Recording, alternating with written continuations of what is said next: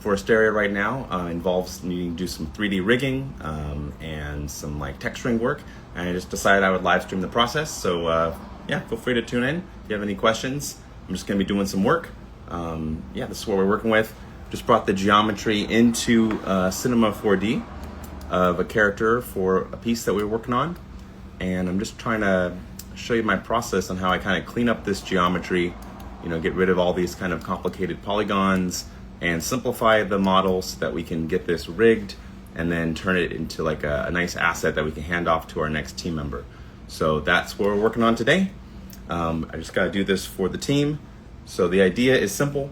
We want to create like maybe like an AR experience, an augmented reality experience, like a face filter kind of thing with a catch. So we're going to kind of experiment throughout this week, but what we need is an asset that's complete. So I'm going to get this asset to look good. So that's what we're going to do. And I may not be answering too many questions, but I just wanted to live stream that process because it helps me stay focused. Okay, so this is what the character is supposed to look like in like 2D form, front view and side view, right? And so this is the aesthetic of the character.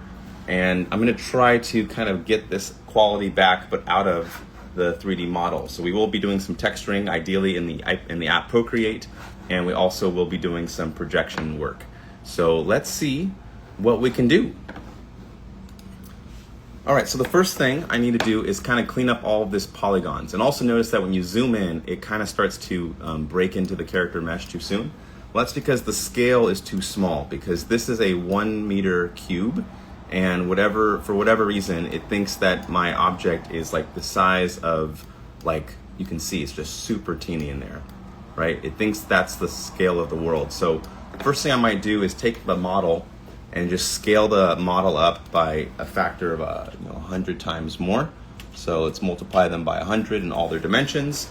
Great, so now they're at a good size for me to work with.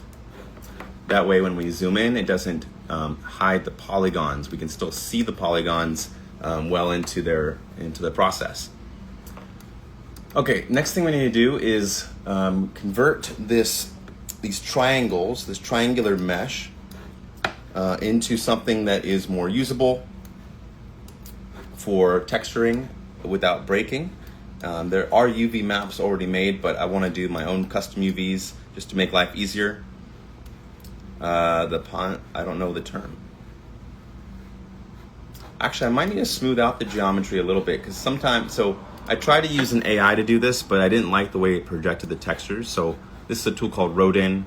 I tried to convert to make the initial geometry, but it really ruined a lot of the textures. So I wanna do this myself. But what's cool is it did create this geometry from the reference images. So with that in mind, we can, we'll make some adjustments in just a moment, but I just wanted to kind of show you that process. Should the mesh be missing? Yeah, because it should be missing the mustache, because I'm going to paint on the mustache.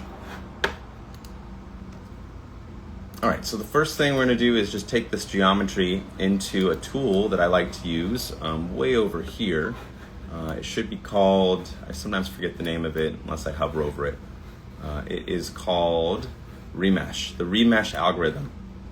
We can drag the model as a child of remeshing, and it's going to try to start remeshing the whole thing to be made out of quads, which are like square polygons. Now this is not bad, but I also think this is just too many.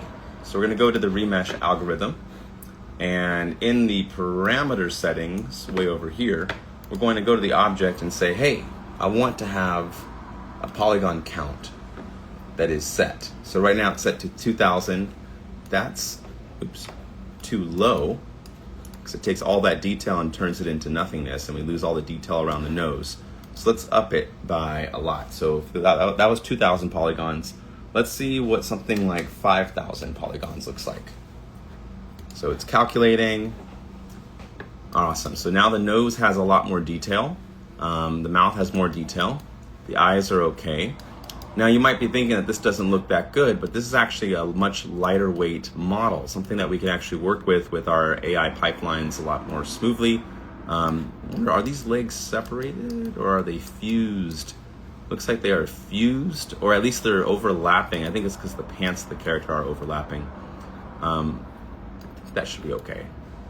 I'm gonna take a look at the neckline. I guess it could be a little bit smoother in here. There's some weird stuff going on in the back of the neck. Let's go ahead and adjust something in the remesh algorithm, like the symmetry. If we force it to be symmetrical, it should reduce some of the problems around the middle back where it looks like the neck is kind of breaking up a little bit. So if we want to fix things like this, ideally making it symmetrical might help. So I'm going to set the symmetry to the Z-axis. Oh, wrong one. That's symmetrical that direction. I meant to make it symmetrical in the X-axis. There we go. And see how just making it symmetrical smooths out the back of the neck, making it really, really clean. We got a question from Planet Dio, says, got here late. Did Don go to 2D and 3D with an AI app? Yes, I did. Don did. The tool that I used is called Hyper3D.ai. HYPER 3D.ai. And then the tool lets you upload multiple angles of a drawing, and it uses that to estimate a 3D geometry.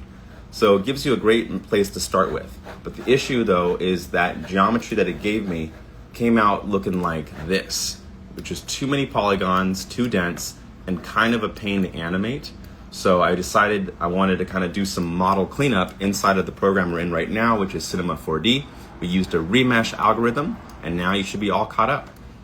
Okay, and then again, we're gonna make the result look like this eventually. I wanna keep a lot of this kind of like 2D line art. So I'm gonna bring this into the Procreate app on iPad shortly to actually draw on the model, but we'll get there in just a moment. Okay, let's take a look at the arms. I don't like how the sleeves, it kind of got rid of our sleeves. So look at the sleeves of the reference artwork, which is very much like a tube shape. Oh yeah, no problem, Planet Toe. And so let's go ahead and go back into this. What I want to do to kind of get the sleeves back is I will make some manual modeling adjustments to the geometry to just kind of add some stuff that's missing. But I really like this level of density. This is 5,000 polygons, which is super lightweight for augmented reality apps.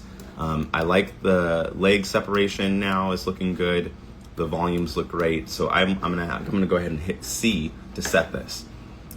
All right, now that the geometry is set, we go into manually modeling some stuff. So I'm gonna go into the geometry here. I'm gonna grab the loop selection tool and kind of grab the loops around what should be sleeves, right? Then what I'm gonna do is just extend these out by extrusion. Actually, wait, I take it back. Let's not do that. Let's do a loop selection around just the outer ring. There we go. And then I'm just going to go to the scale tool and just scale these up. There we go. And just by scaling up that one ring before, after, we create that sleeve that's missing, right? So it's like little details like this that sometimes get ignored by AI algorithms. This is kind of why when you're using AI tools, it does help tremendously if you have an artistic or technical or creative background, because you can start at a pretty good starting spot with an AI tool, but then you can use your expertise and skills and background to then refine things beyond what was possible. Okay, let's see what else is missing from our reference artwork that we can adjust while we're here. Looks like the shirt should have like a kind of like a fold in the back. So let's see if that looks like there's a fold. Okay, cool. Actually, the AI algorithm did detect the fold, which is great. I might want to make the fold more pronounced, so I'm going to grab these edges by selecting them until they turn bright orange, and then we can just push them out a little bit further. I'm just kind of exaggerating the object. You can go really far, but I just want to go really subtle, just to kind of exaggerate the edge here. Maybe that's too much. Maybe I'll just make it a little bit more subtle. Great, let's take a look at the reference artwork. Looks like the back of the shoes have a little bit more of a fold, so let's see if there's anything we want to emphasize on the back of the shoe. Back of the shoes, make it plural. So I'm going to go ahead and select these guys back here and grab these ones back here. And maybe actually a few more over here. Maybe we'll grab another one over there. And let's just pull back on the pants legs so that we actually create that fold. Bam. Just like that, we now have a fold, and if we bring this downwards, we can actually see a bit of a fold. Now, I don't really like how sharp that came out, so I'm gonna undo this, and I'm gonna change the type of selection from hard selection to soft selection. When we enable a soft selection, it creates this gradient, and you can control the radius of that gradient in a tool like Cinema 4D by bringing down the volume. So now it's set to 0 centimeters. Let's set this to 1. 1's too much, 0 is too little, so we need to do a decimal between. So we gotta do 0.0, so I'll do 0.5. Split the difference. Okay, that's too much. Let's do 0.05. There we go. So what a soft selection does is, you see how it's kind of like a gradient now? The selection is not hard, it's a soft selection, which means when we pull on it, it creates more of a gradual movement. It's a more subtle way of working with your geometry, and it creates more minute adjustments, which I like because it just gives you a bit more flexibility. Let's take a look at our reference artwork. I know their heels kind of come down all the way to the bottom, so maybe I will lower this a bit more. So let's kind of bring it up and then kind of bring it down. Cool. So that has like a nice little heel shape. One thing I learned a lot about at DreamWorks Animation was the importance of having silhouettes of your characters that are clear. And so what I'm doing right now might look strange, but I'm focusing not so much on the texture of the character, but just focusing on what the character's silhouette is going to be at a given time. And if we get the silhouettes right, then, it just feels better. The piece feels better. You can make more informed, creative decisions, etc., etc. Okay, so I'm just taking a look at the back of the head here, doing a little selection there. Let's take a look at our character in the side view and see what we got. All right, so there's a little fold up there. Let's see if we have a good space for that. Let's go back to our geometry. It's pretty good. Yeah, I think we kind of get that fold. Yeah, it doesn't hurt to it doesn't hurt to get it. Let's see, let's do mesh. No, how about U, and then U, and then M is the path selection tool. So path selection is kind of cool. It lets you automatically kind of drag and select vertices, so that when you go to move them, you can like make more defined movements. I just love it. So I'm just going to use this path selection tool to identify areas that we want to emphasize the line art in. So I'm kind of just selecting inside here, going right around to the back of the head there, and then we're just going to pull this geometry in a little bit. So what I'm hopefully showing you is that these changes are micro changes. The AI did a good job at kind of creating a rough block for us, getting us somewhere that we like, but it had some issues with some of the key areas, and I want to fix that by kind of manually going in and adjusting parameters, which is what we're doing right now.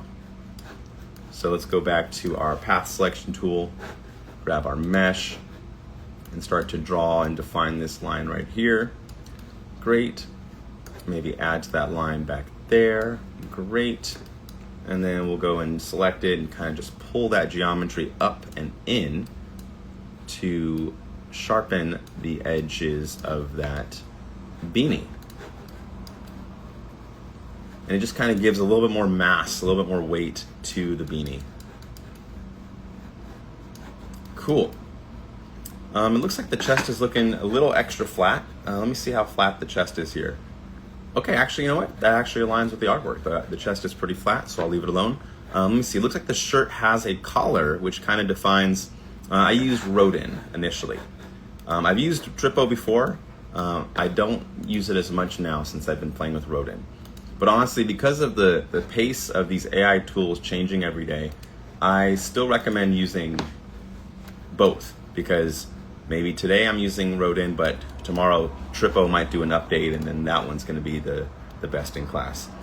So use them all, because the tools are going to shift quite a bit from moment to moment.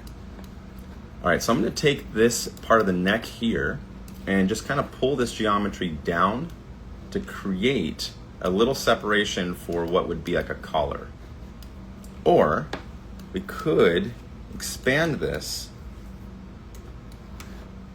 Oh no, that kind of makes like a strange neck shape.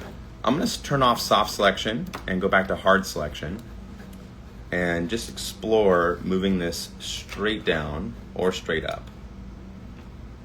Maybe I'll go straight down and then I'll enlarge. Oh no, because it widens the neck. Okay, how about this? Let's go to our path selection tool and grab the path around the collar.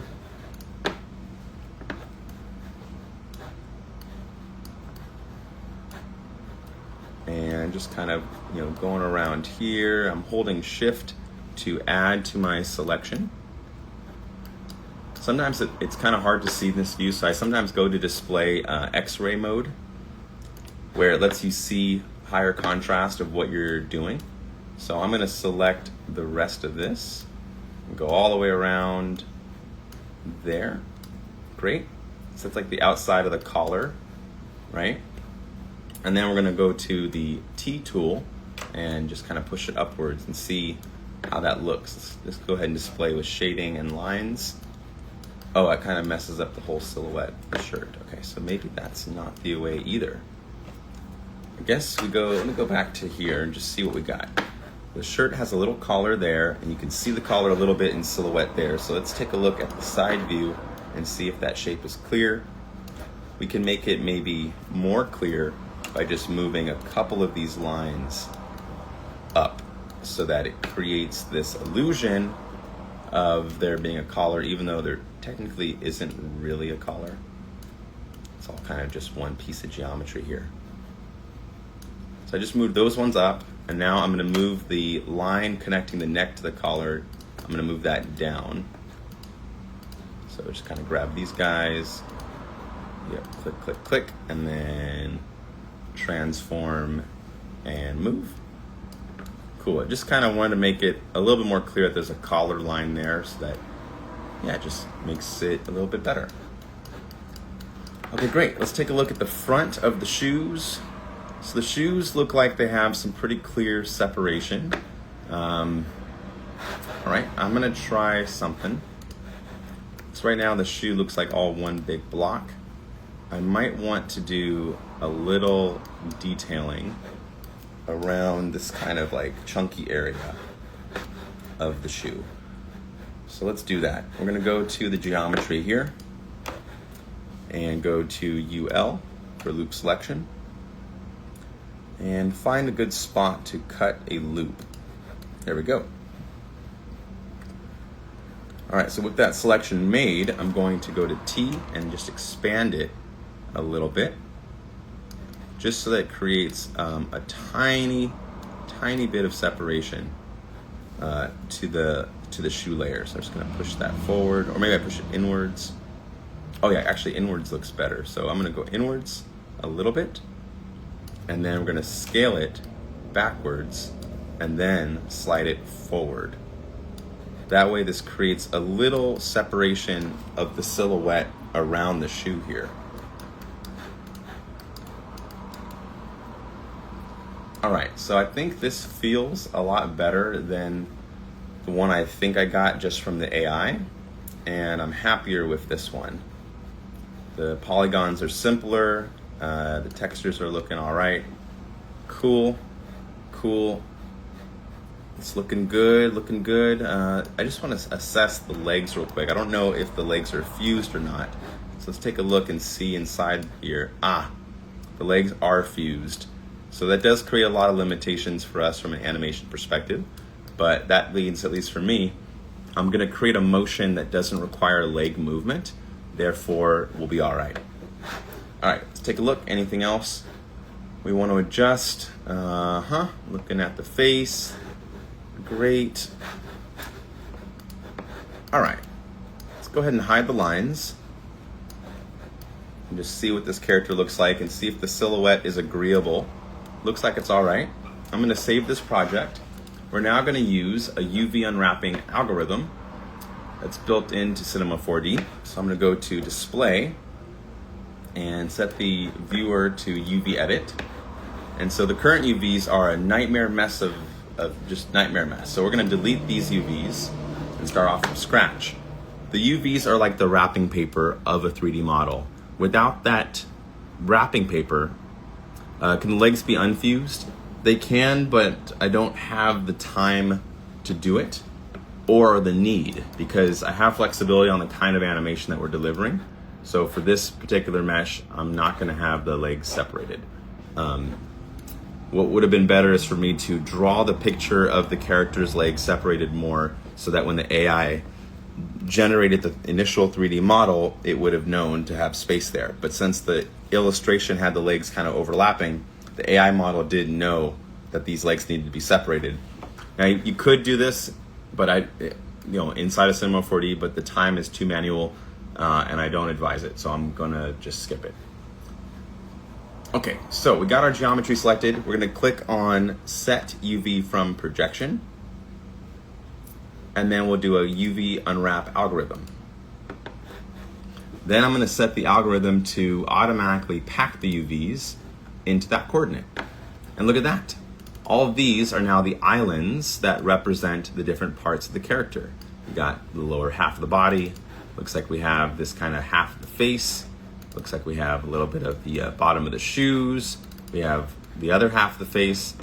Now, to be honest, these are very bad UVs because they're kind of putting blocks in areas that are bad. You try not to put seams in the areas that people notice. I try to hide seams in like the crevices and cracks of a model, not in the most, I wouldn't put a seam usually in the middle of the face of a character. So this was an AI trying to unwrap. Let's try another option.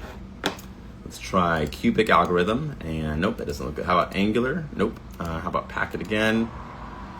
Interesting. None of these are great. We have other options.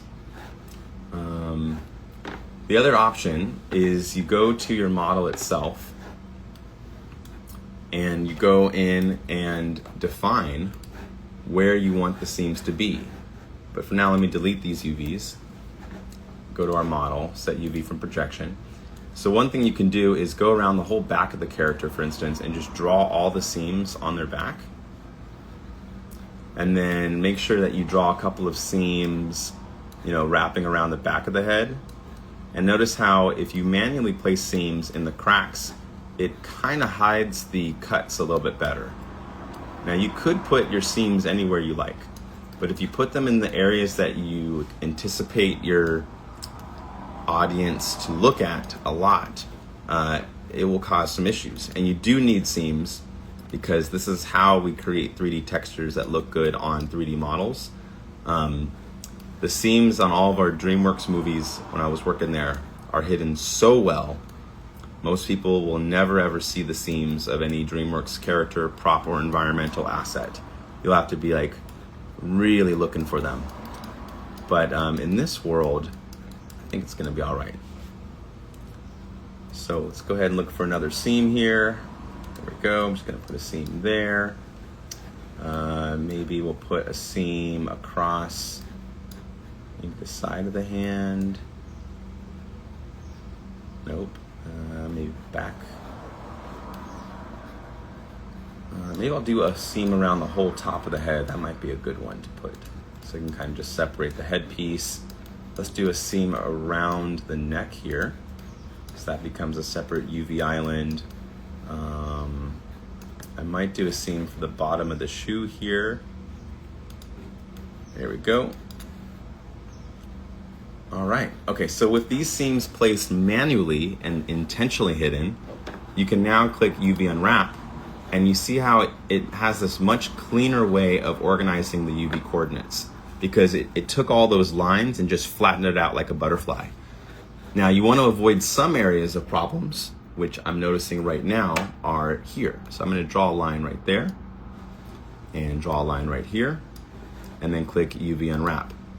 And this will help unwrap the model. You want to try your best to get rid of any points that look like this. Like if you see anything too clustered up, yeah, this is Kuko doing another project with the assets right now.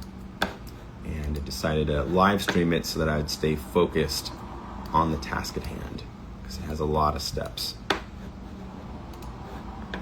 All right, so you see what I'm doing is I'm just adding incisions to the polygons, and I keep UV unwrapping it, and I'm trying to eliminate any unnecessary overlaps that I'm seeing on the geometry. So let's select everything and then UV unwrap. Oh, that was bad. Not that. I meant to do the geometry faces. So let's go to this and then UV unwrap. All right, so let's take a look at this one. Okay, so that's that half of the body. I'm just gonna manually grab these and just move them so they're not overlapping with each other. Move this one. I get this weird shape over here happening. I don't know what this is. There's some shape. Oh, interesting. It looks like the back of the head here is not connecting properly. How do I isolate just this piece?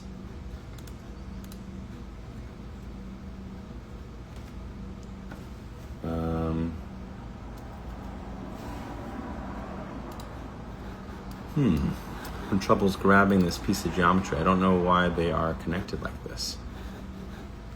Let's take a look at the edge detection mode. I think I see the culprit right there, so I'm gonna just draw a little incision right there, and then click UV unwrap. See if that did anything. Still looks like it's having some troubles unwrapping this piece.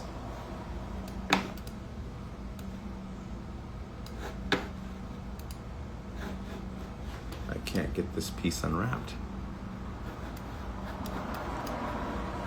I'm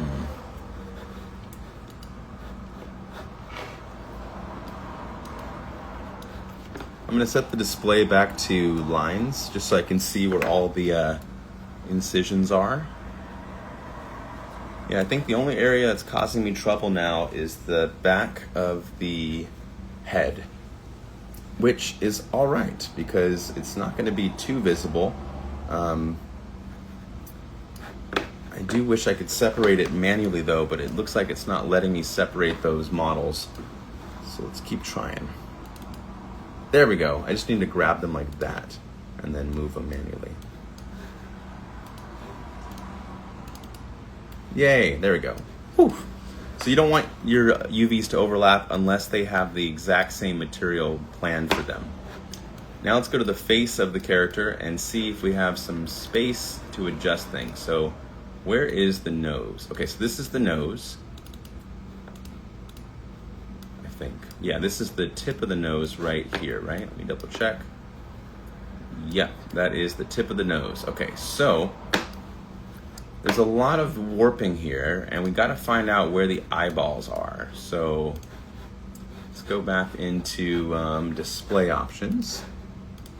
All right, so the eyeballs are up in there. So what I might do is I will draw an incision underneath the chin so that we can get it to unwrap, a little bit less bending to happen there. Yeah, that sometimes helps. I'm just going to draw a line here and just kind of connect it to there. Oh, that's the top of the head. Interesting. Maybe go from the bottom of the chin to the neck there. Maybe a little bit further forward. That's a little bit too far. Let's just go halfway to there and then do a UV unwrap. You can see that, oh, it kind of bends it in the other way. Shoot. What if we do a line here separating the hair? I'll go ahead and display the quick shading here.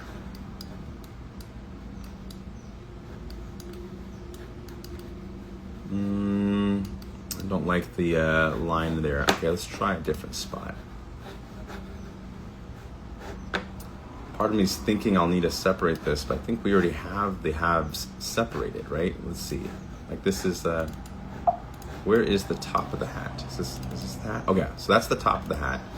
We don't need to worry about that geometry. That's the hat. This is the face and hair. Okay, how about this? We can separate the hair from the face and maybe put a seam there. That might be a good spot because then it'll create less warping of the textures there. Yeah, if we can separate the hair and the face. Let me look back at the reference. All right, so he's got his ear there. All right, I'll try my best to separate the hair and the face. So to do that, we're gonna grab the shortcut for the line Pathfinder, and then we're just gonna manually and meticulously carve around the hair.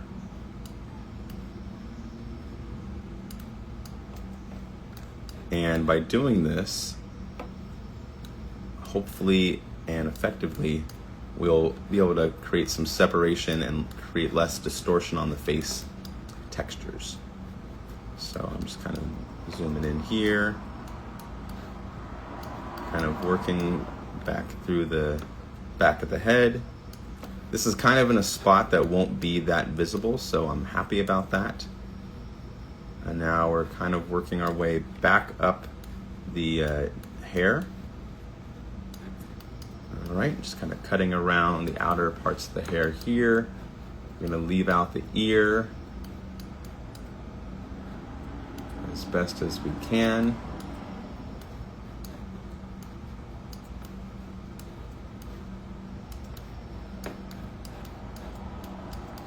Okay, so with that shape, we've kind of carved out where I think the hair is, the hairline. And with that in mind, we should be able to use the UV unwrap algorithm to now separate the face from the hair. Awesome. I think we're in much better shape now. Let's take a look at the geometry itself. So that's the whole face, and that looks like a pretty good selection. That's the left half of the body, which I'm now thinking I should separate into shirt and pants because he's got different materials. So let's do that next. So I'm gonna grab these two halves and let's see if we can find a good seam to kind of split the character in half.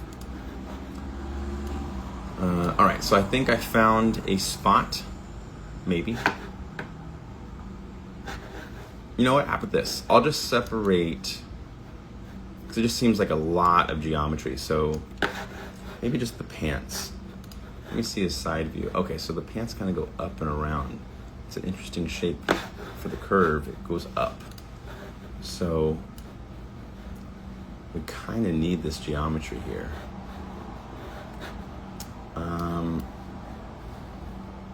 Yeah, I don't have a good fix for that one. I kind of need to keep it as one. Maybe what I'll do is I'll separate the arms from the shirt. That way we can paint those separately. So I'm gonna create little selections around the skin and then click UV unwrap. And that separates the arms from the rest of the body, but it looks like it did something even stranger. We want to kind of connect the two. So I'm gonna maybe bring the arms there. Great, and then we'll do UM to do our Pathfinder tool. And I'm gonna draw the Pathfinder just around the back pinky of the hand, all the way to the back of the arm. This will create like a cylinder for the shapes of the hand. Great, let's do a UV unwrap. There we go. So now the hand is much better at being unwrapped. We can add to this. Might go to, maybe just go underneath the hand here. We'll unwrap the other hand there as well. So these lines are very intentional.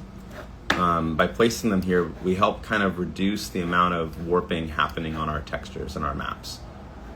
And separating things out like this is very effective. Okay, we've got some questions. All right, so let's take a look at the mesh now. Oops, let's look at the mesh view. There we go. So we got this one. Yeah, I guess that's just so much information, but at the bottom of the feet, awesome. We have the hair back there. We have the hair back there. So these are like the hair layers. Great. And then we have our arm, our hand. another hand. Now that I think about it, since the character is actually the same on both sides, we can actually overlap the two islands that represent the hands, because I think he has exactly the same hand data. Yeah, his hands look the same on both sides. So what I'll do with that information is I'll mirror this vertically and horizontally, and I will align this right on top of the other UV. Now I know I mentioned earlier that you don't want to overlap UVs, right? But here's the difference. When the UVs have the same information, in this case they both are the same exact hands that are going to both be painted the same exact way, you want to conserve space on your things by overlapping them. This is a way of optimizing and getting more resolution out of your textures. Yeah, so that looks good. We also can shrink down the bottom of the shoe, since we're not going to really show too much of the bottom of the shoes. The character isn't really going to be walking.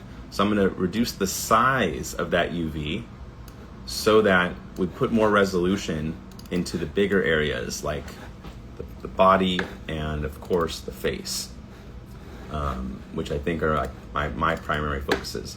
I'm also going to rotate this so it's a little bit easier for me to paint in Procreate. Whatever shape that we have here, this 2D artwork layer is what we're going to be painting in the Procreate app. So now we're in the stage where we're kind of starting to organize our UVs and our coordinates and just getting everything figured out. So this is like the hair on the left, hair on the right. So let's go ahead and kind of mirror these guys together. And then this is like the left side, or sorry, that's the, wait, let me go to the front of the character, because sometimes it's easier for my brain. So this is the right front of the character, this is the left front of the character, and then this one is the hat. Let's go ahead and put the hat way up top. Then we have this one is the hair, that one's the hair. So let's get the hair back there, hair back over there. We got the bottom of the shoes, and we have the arms. Great, and then we have whatever this is. Looks like the back of the hair of something. Oops, didn't mean to scale that up. I'm just gonna rotate this laterally. Cool. All right, so with all the islands kind of placed, we now just need to fit them all onto the square. So one trick I do is I select all of my UVs, and then you go to this section called UV packing. And what I like to do is turn on some parameters. So like, I'll say preserve the orientation because I don't want it to rotate. And then don't stretch to fit because that will make your textures warp on your character. I don't want to equalize. I am down to overlap equal identical islands. All right, that all looks good. We now click apply and watch the AI organize that. Beautiful. So this kind of fit everything into the place.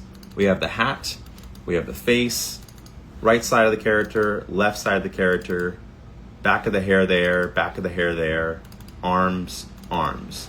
And then we got the shoes. Cool. I'm gonna save this. This character is now UV unwrapped. And I will delete this texture. So we got our gray model.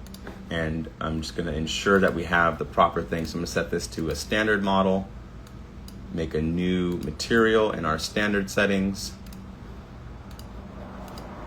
We're gonna call this Kuko texture.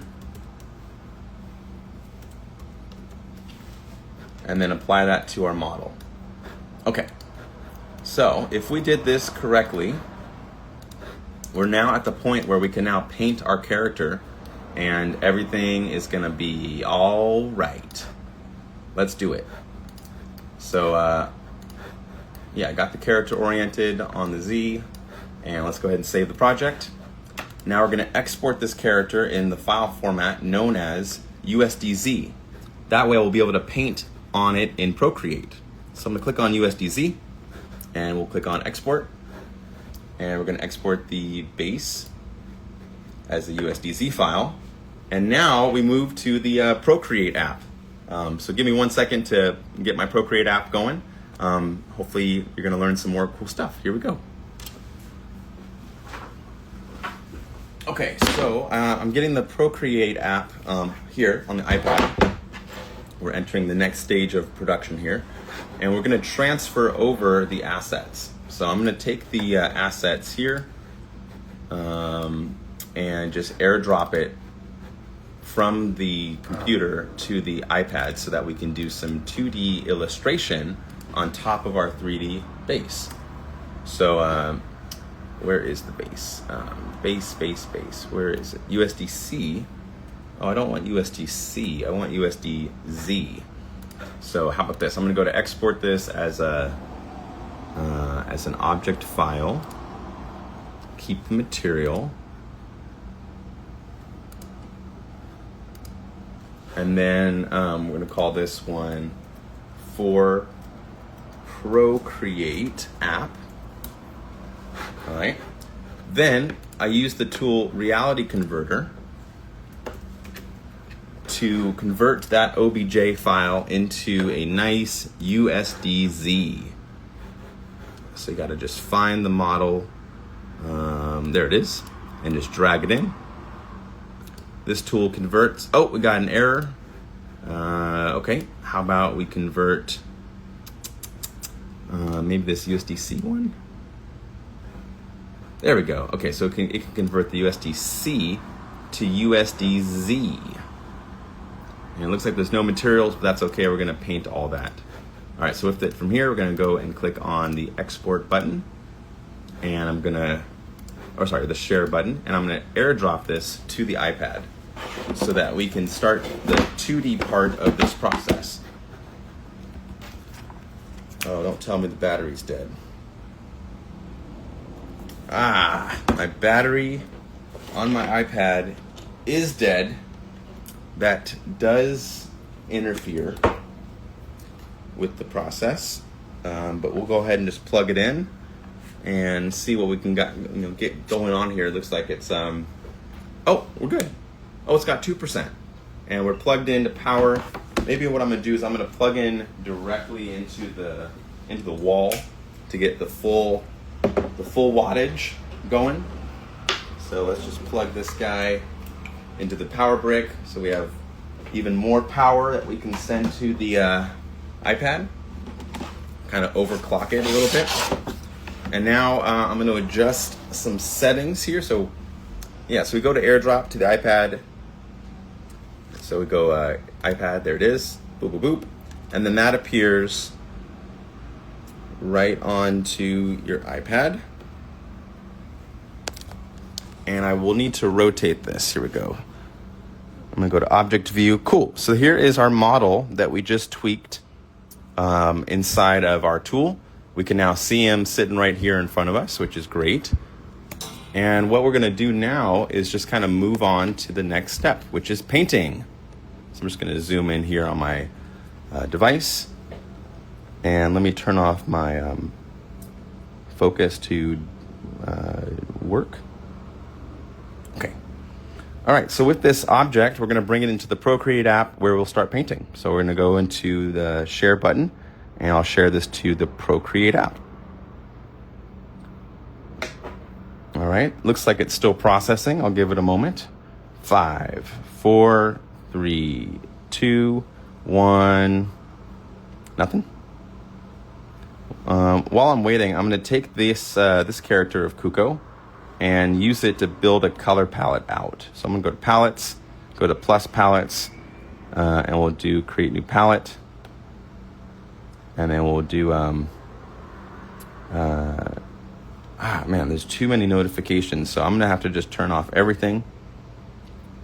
Do not disturb, because we're working on this step. Okay.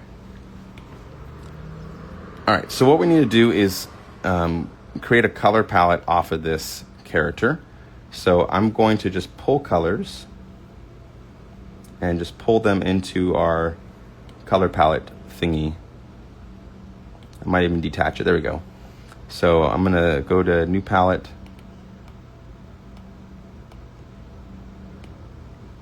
And can I just pull colors into here? I forgot how it works. Oh, there we go. So you tap. So I'm just going to long press here and then tap. And then long press this like tongue color and then tap. Long press the black, tap and long press this kind of gray value. What other color? Oh, the shoes are also this different gray. Oh, it's the same gray. The bottom of the shoes, dark gray. And skin tone. Okay, so this is my color palette. I'm gonna rename this if I can. Oh, there's no rename option, but that color palette is what we're gonna be using. Now we're gonna go and use the Kuko rig, and we're inside of the Procreate app.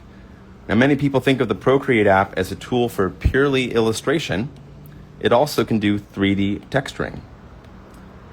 So we're on the base layer, and I'm going to start off by filling the character with a bright background. Awesome. Then we're going to pull up that color palette that we just made, detach it,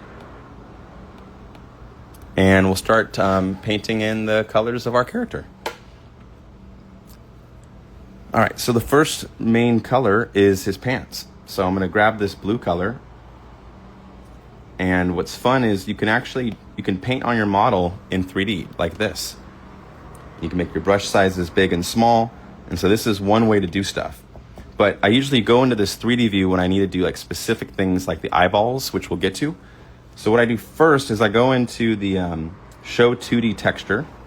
And then this is that UV coordinate system that we made before, if you remembered from earlier. So what we can do is just drag colors directly in, and it'll just kind of snap in and make stuff. So like the hat needs to be red. I think the pants are blue. This was hair that needs to be black. That was hair needs to be black. This is his skin tone. And then these were his hands. And I forgot what that was. Oh, I guess that was the other side of his pants. And then those are the bottom of his shoes, which is that dark gray. And so we're just kind of dragging these in here. And that's the reason why we made those UV maps earlier, was so that we would have flexibility like this to fill in key areas of our character without having to manually paint all this. Now when we return back to our 3D view, look at that. We have a really good spot to start from, and now we can kind of add stuff. So you're probably seeing like, oh, well, the texture's missing here. Well, that's no problem. We can like refine this by having it be more of like a painterly texture right at the edge of connection. So I can get this like nice textured brush in here to kind of break up these hard edges and get it to look really clean. You can also make any brush that you need and add to any of your brushes. So I'm going to grab this dry ink brush and just kind of use this to kind of smooth out around the hair, and kind of figure out, we'll need to figure out where his ears are in a little bit. So it's kind of just adjust some things here.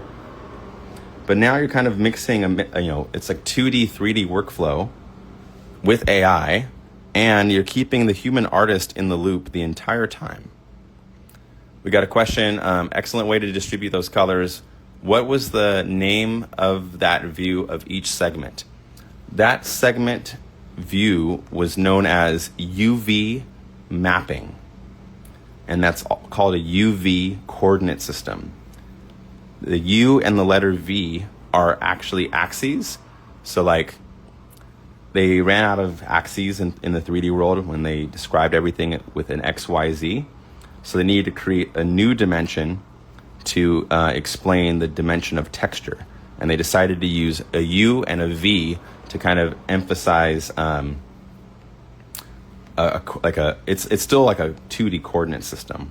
It's 2 dimensions. But they use it to kind of explain the UV maps. All right, cool. So I placed the hair in. I might just make some little adjustments. Great.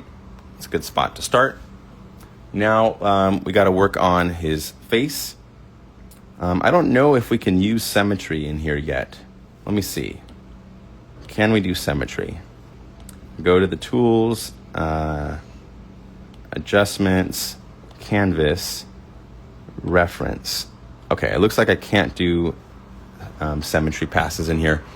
No worries. We will manually make some stuff happen. So let's see. Looks like I'm trying to find out, where does his beard go? Or sorry, it's not his beard, it's mustache.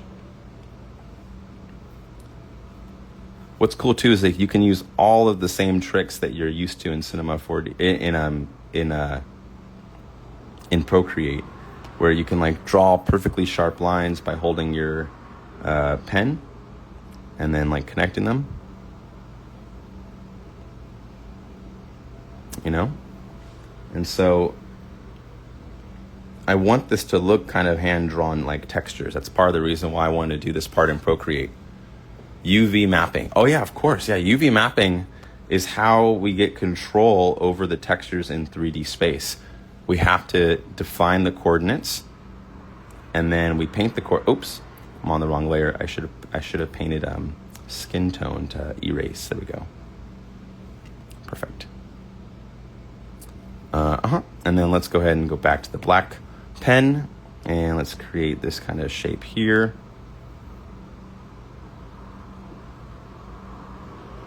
And then this looks like the mouth.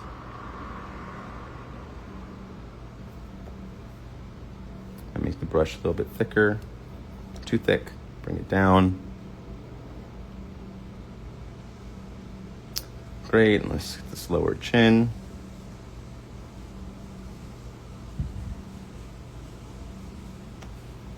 I'm gonna make the beard a little bit closer over here. Maybe have it go a little bit lower on the face. Switch to this material to kind of erase some of the excess.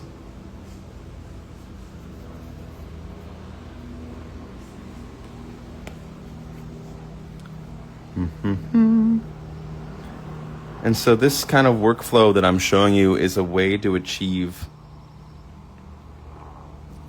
a 2D, 3D hybrid like animation. Because we want to use what's good about 2D, but also what's good about 3D. And the best way I could think of doing that is kind of this workflow here. Now for the nostrils, I might try to emulate the line art as much as I can, kind of like how they did in Spider-Verse, where they kind of emphasize the art, you know, the lines a little bit, and then like the eyes here, a little bump on the nose. I wonder if they have a flat projection. Okay, they do have flat projection. That's cool.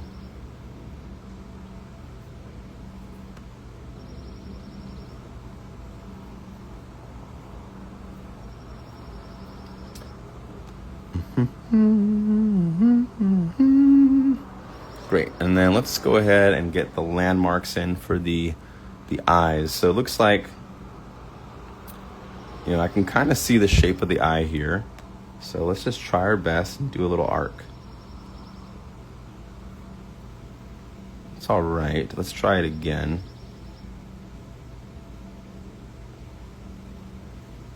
Okay, and I'll try the same thing over here. Let's lower that one a little bit. I'm not the best at drawing arcs from right to left, so I'll flip the character upside down just so I can be in my comfort zone of drawing from right to left.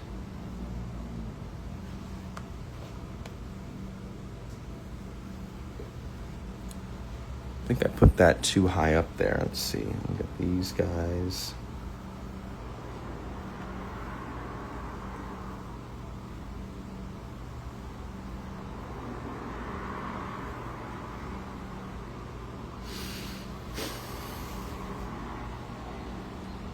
Okay, and let's get those eyebrows in.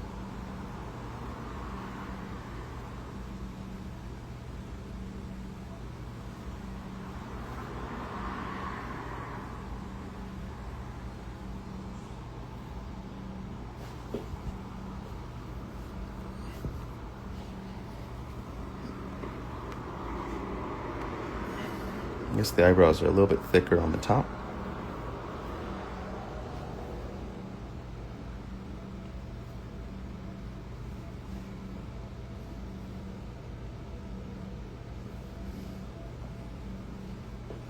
Okay.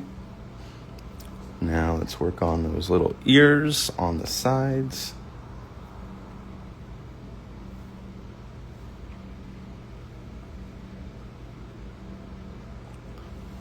And then let's kind of create a little outline.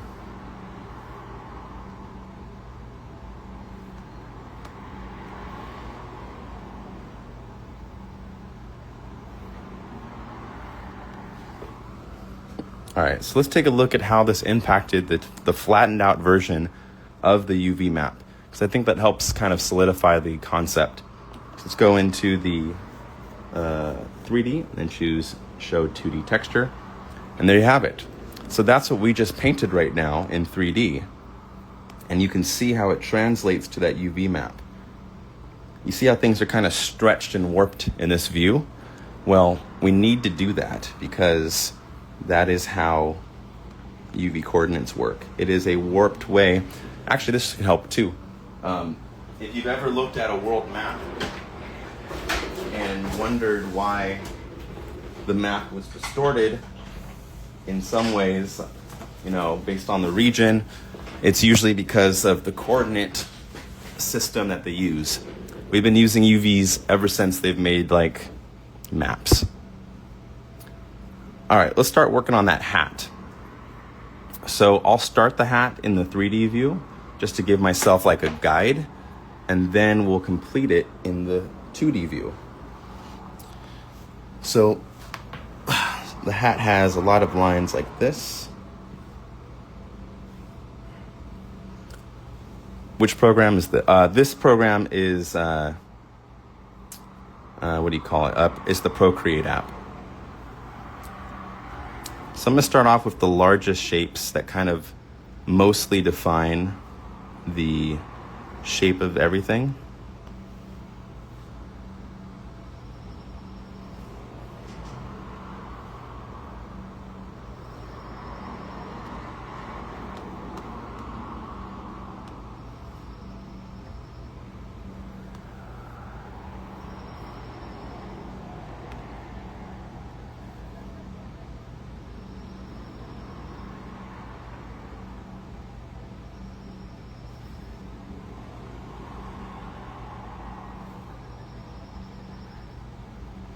And just by doing a few little guidelines,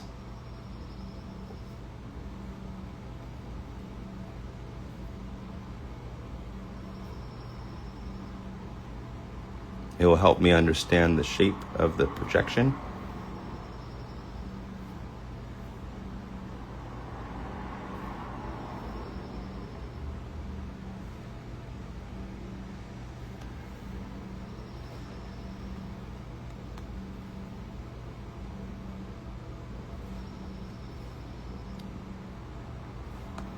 And then let's hide the back of the hair here.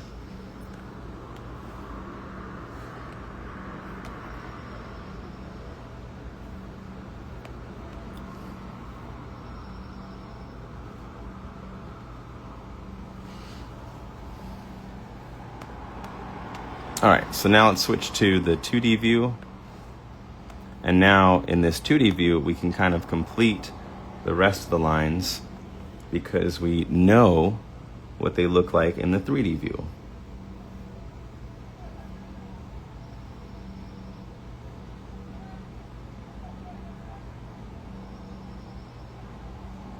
And so UV maps are so helpful for the creative process, at least for my kind of creative process, because there's times when you need to draw in 2D and there's other times when you need to paint in 3D.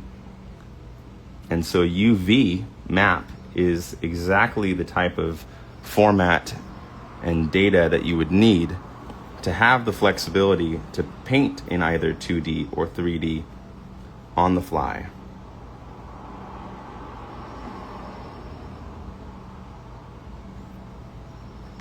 All right, so let's see how that looks on the 3D character. Nice. Nice. Next, let's get that kind of a little outline on the side here. Maybe it divots on the side there. Just adding a little bit of wrinkles and texture. Great. All right, now let's do a little jawline.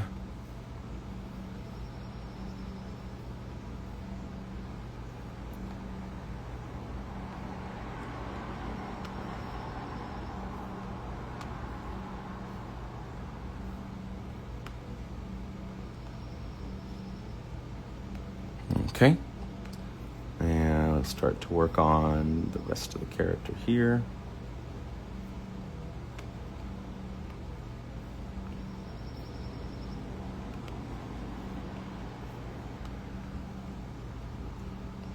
Hello, welcome, welcome. All right, so on the side view, we have a pretty cool view of like the shirt here. It kind of goes down and up.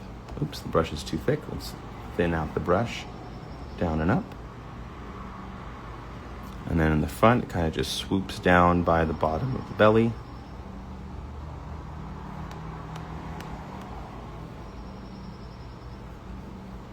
And then we repeat the shape here.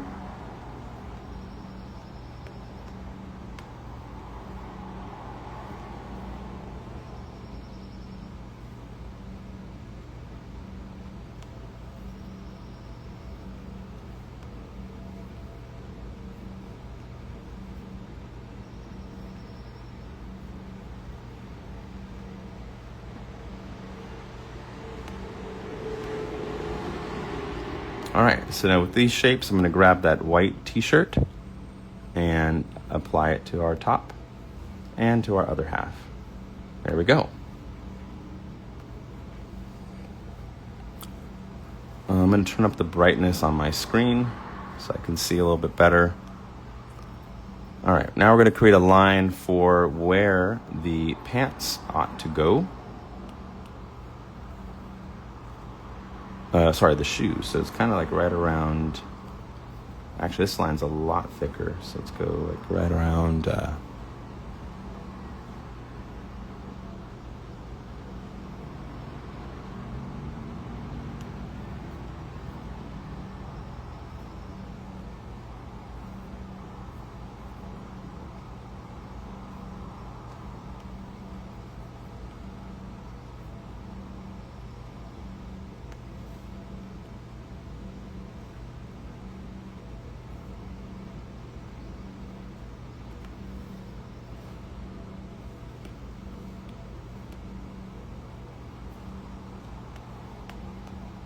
okay, so the shoes are kind of separated here a little bit.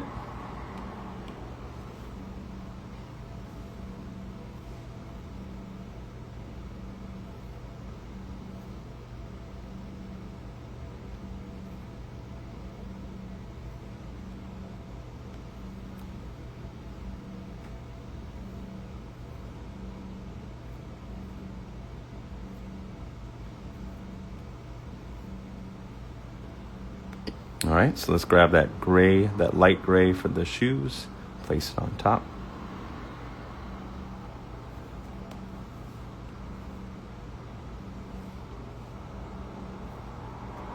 Let's see if we can find where that shoe is in that 2D view.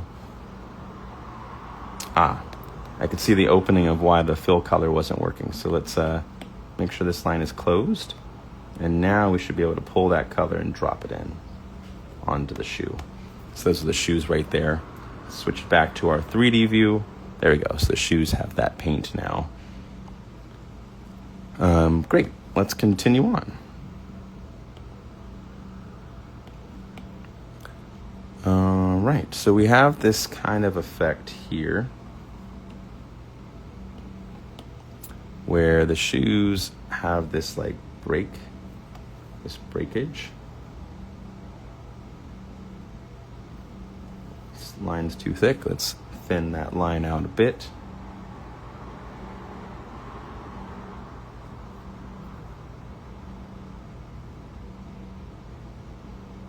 Okay. Good. I see another little line here doing something. Let's grab that here just to kind of help define the shape.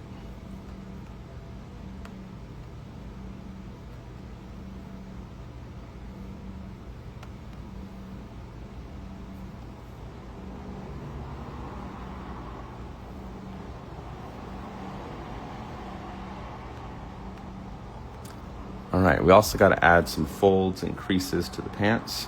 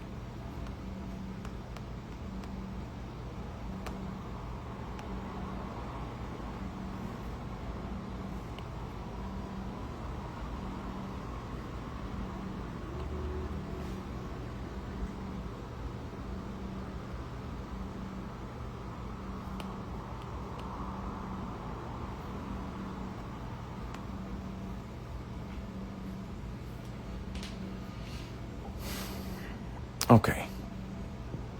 Good, good, good, good. Let's continue on.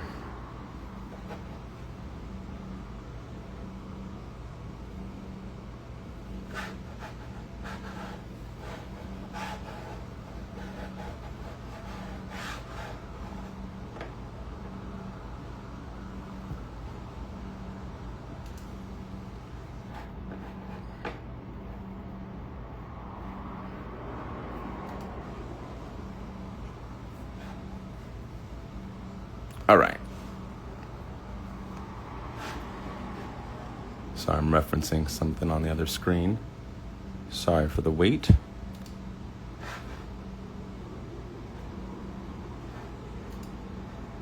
Okay.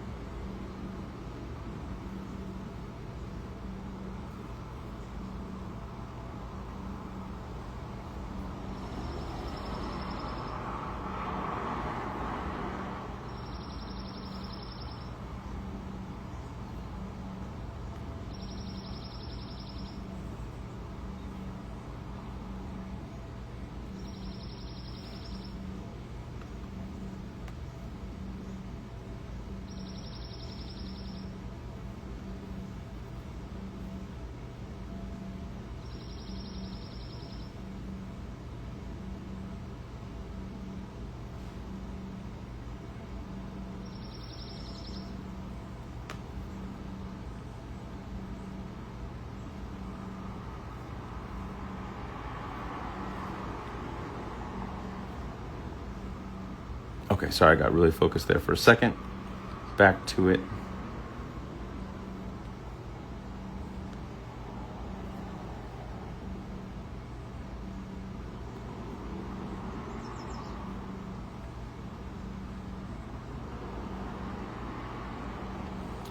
Great. Let's continue on the process.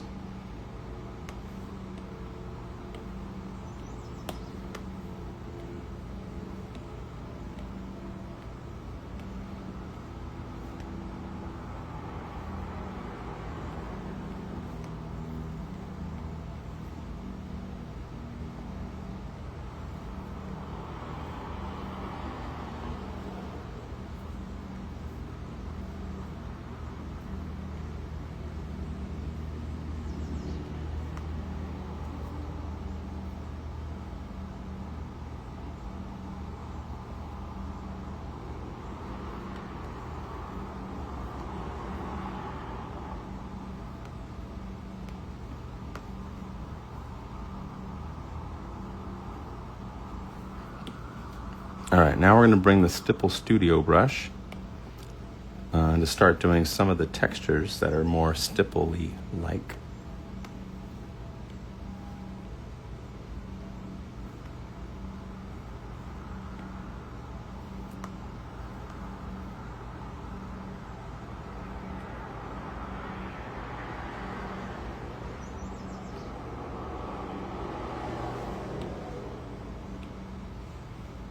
Actually, I'll do the stippling on a new layer in case we get notes to change it.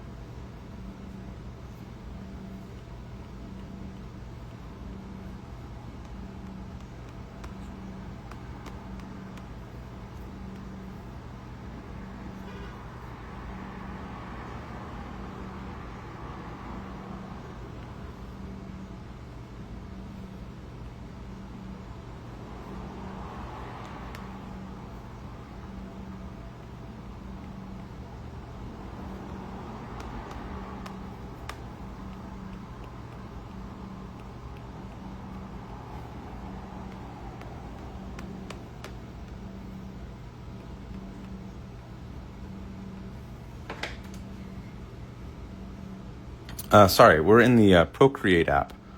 We went through the whole process from the 3D modeling to the UV mapping, and then now we're in the Procreate app.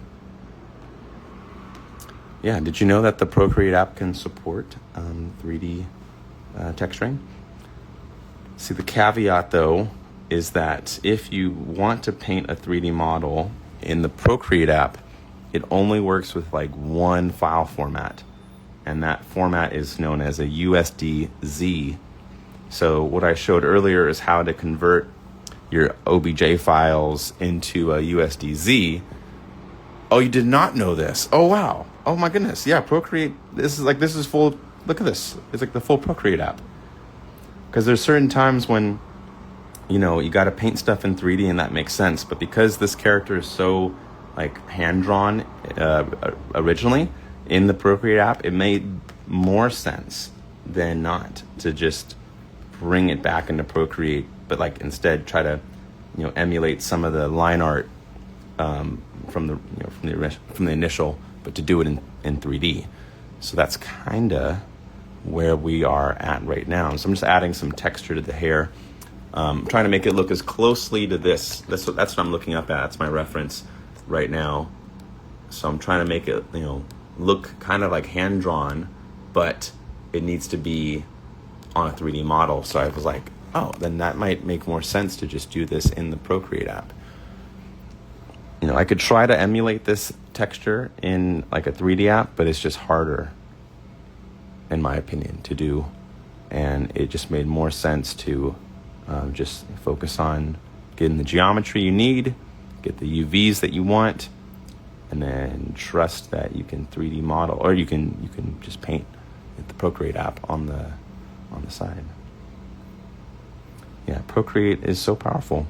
I wish they did even more stuff with 3D, but most people have never even heard of it. So I think that's on them. They didn't market it very well that you can do 3D stuff in the Procreate app.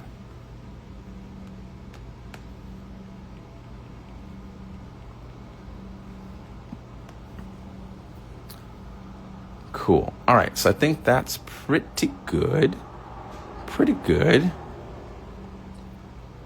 All right, we got our 3D version of this dude.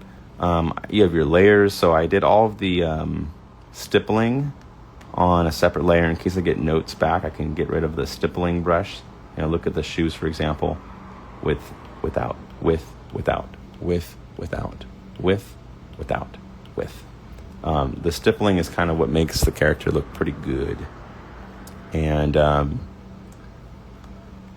cool. All right, we got our character. Woohoo! Woohoo! I think he's looking good. How do you convert the OBJ to USDZ? Oh, great question.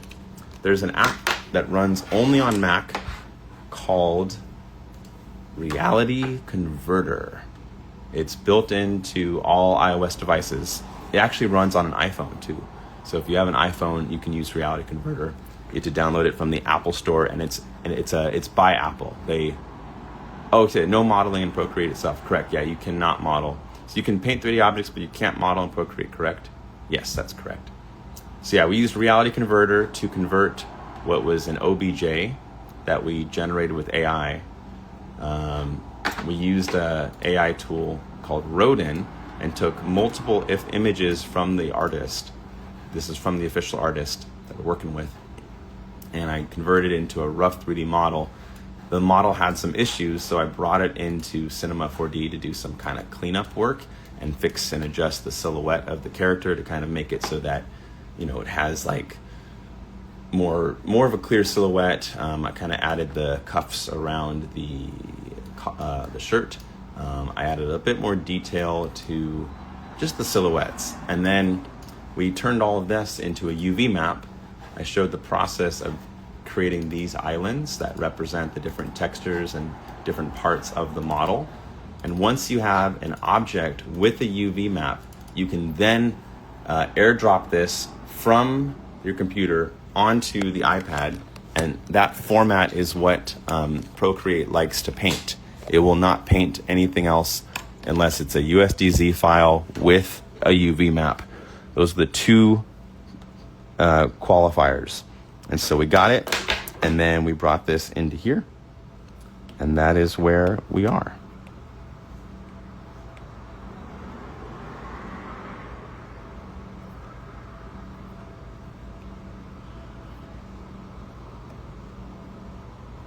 And then I'm just kind of adding line art back onto the 3D. Don, have you ever converted GIF into a USDZ? Ooh, no. I only know how to do that through an intermediary tool. I don't know how to go directly from GIF to USDZ, but you can go GIF to image to USDZ. Oh, sorry, GIF to image to HDRI. No, GIF to image to height map to USDZ. That's possible. So I would need to add a couple more steps in between there. But cool. I think we're at a good shape. I might go ahead and rig this character up in 3D now. So I'm going to airdrop him back onto the computer, but with all this texture information. So let's go to the share. Whoa! Wait a second. This is news to me. They now support OBJ. You don't need to convert to USDZ anymore. If you can share as an OBJ, then you probably don't need to do that. That's new to me. Cool. Animated MP4? What is this? Oh, that's cool. You can have it be like a... That's nice. I'm going to have it not zoom in. Let's have the animation duration be 5 seconds long. And I'm going to turn off easing so it's just a constant rotation. I'm going to attach this to my team so they can see the character and they can give me notes on it before I proceed to rigging the character, because I don't want to have to rig the character unless it's the right textures and stuff. Although they're mutually exclusive. So I'm going to go ahead and export that video and just save that to my local machine. Save video. Great. And so now I'm going to attach that to my my team, and they'll be able to be like, oh, we got your model. And be like, cool, give me notes.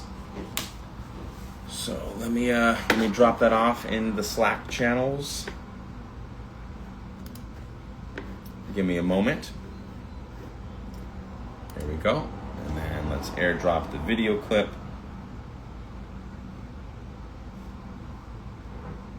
Awesome, airdrop.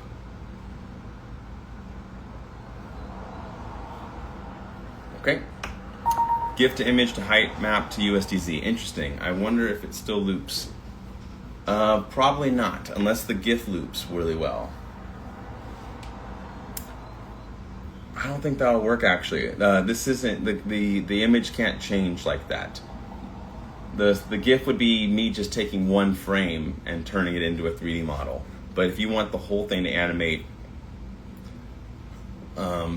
there's not a good way to do that in USDZ yet.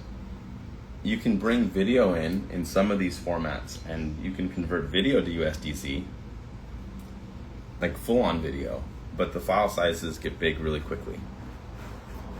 All right, so let me go to this here.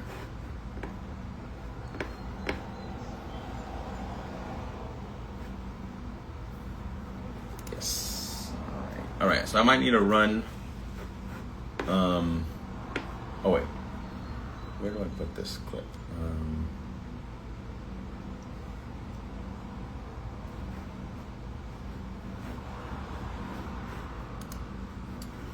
Sorry for that. I need to do a couple of assignments here. All right, well, I'm gonna end the stream. Converting to video would be a workaround. Thanks. Yeah, I would definitely do that. The tool I would use to do that is called, where's the little guy going now? I'm gonna probably turn him into a face filter for this little thing that we're doing. So you can embed a video on a loop in a USDZ format. Yes, but not easily. The tool I would use to do it is called, oh my God, I'm blanking out on their name. Scenery, Scenery, Scenery app on iOS can do it. If you get the Scenery app on iOS, runs on a phone, on an iPad, and on Mac, you can and drop it as a USDZ. So Yeah, do that. Yeah, if you need a video and you need a USDZ, but sharing it's weird. I think you can send. I don't know what file. I don't know what file it becomes then. Try Scenery. Scenery is a good tool for that. All right, thank you all so much for tuning into this live stream. This was just me doing work for work, and now I'm off to go do more work. But I got to chat with some teams, and it'll be hard to do that while also live streaming. So I'm gonna end it here. Thank you all so much for tuning in. I'll see you all in the next one. Aaron, good to see you, and then Arif, thank you. All right, bye bye.